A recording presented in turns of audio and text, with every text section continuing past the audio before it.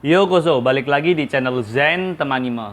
Ya, karena dari kalian ada yang request buat lanjut cerita Kage no Jitsurokusa, jadi aku lanjut secepat yang aku bisa ya. Thanks buat supportnya Rea Yayas dan Weni Novrianti. Semoga kedepannya bisa saya percepat lagi ya. Dan ya tidak usah berlama-lama, kita masuk ke ceritanya. Cerita diawali dengan Beta yang sudah tersadar. Ia terpukau melihat menara Crimson sudah hancur lebur, sementara luka-lukanya sudah hilang sepenuhnya.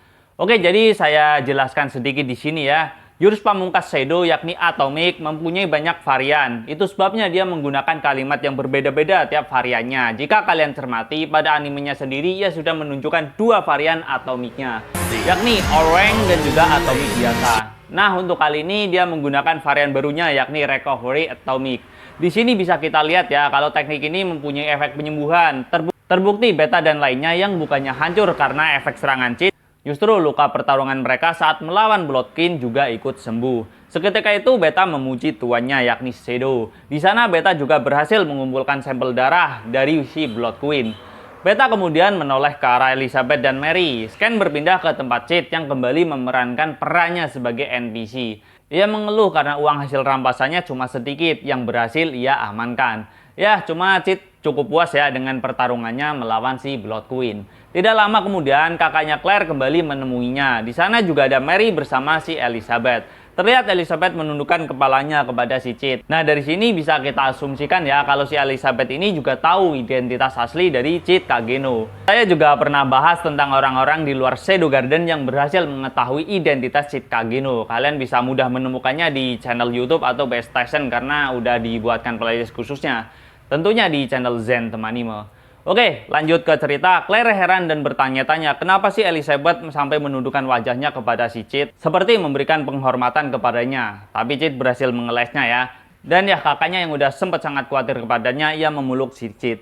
Ia kemudian meminta Cid agar tidak kembali membuatnya khawatir. Lalu Claire sempat membahas kejadian di masa lalu. Ia mengingat kejadian di saat dia dan Cid mencoba berburu bandit di hutan. Claire berniat memberi pelatihan kepada adiknya secara langsung, tapi yang tidak ia tahu bandit di sana itu sangat kuat.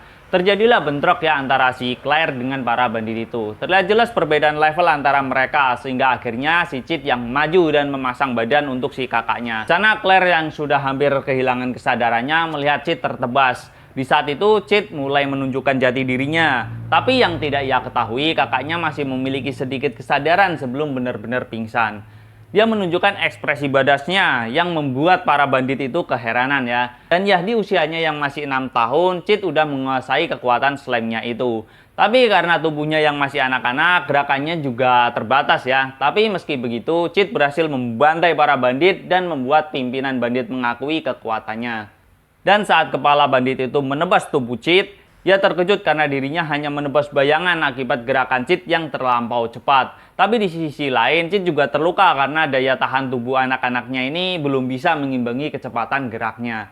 Ia kemudian menggunakan teknik yang memaksa tubuhnya melampaui batasnya dan menumbangkan pimpinan bandit dalam sekejap.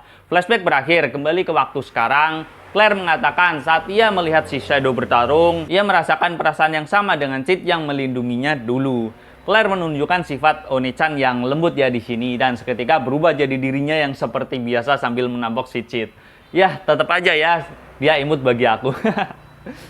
Oke, kemudian kita melihat flashback Cid ya yang melihat kakaknya bertingkah seperti Chunibyo di kamarnya. Dan kembali ke masa sekarang, Claire mengatakan kalau dirinya ini memiliki kekuatan yang tertidur di dalam tubuhnya. Dan guys, yang dikatakan Claire itu benar ya. Yang dilihatnya di kamar juga Claire itu bukan Chuni, dia memang punya kekuatan tersembunyi yakni Aurora sekarang. Dan yang dilakukan Claire itu semuanya alami. Ya tidak sama dengan Cid yang emang 100% Chunibyo ya, walaupun di isekai dia beneran punya kekuatan sekarang. Kemudian Cid memberikan respon positif kepada Claire. Ya entah di sini sotoy banget si Cid ini. Dia bertingkah dewasa, seolah memahami kakaknya yang diduga Chuni seperti dirinya. Padahal ya yang Chuni gak ada obat ini ya si Cid ini sendiri. Oke, pindah tempat ya ke rumah bordil. Di sini kita melihat Yukihime yang penasaran dan ingin berjumpa dengan si Shadow. Dan Yukihime terlihat merencanakan sesuatu dengan memanfaatkan si Shadow. Dan chapter berakhir di sini dulu ya guys ya. Kalau penasaran banget, please bantu share video ini. Karena kalau rame, Mimin bakal semangat buat upload secepat mungkin. Jadi ya segitu dulu. Saya Zen, orewah mau dah.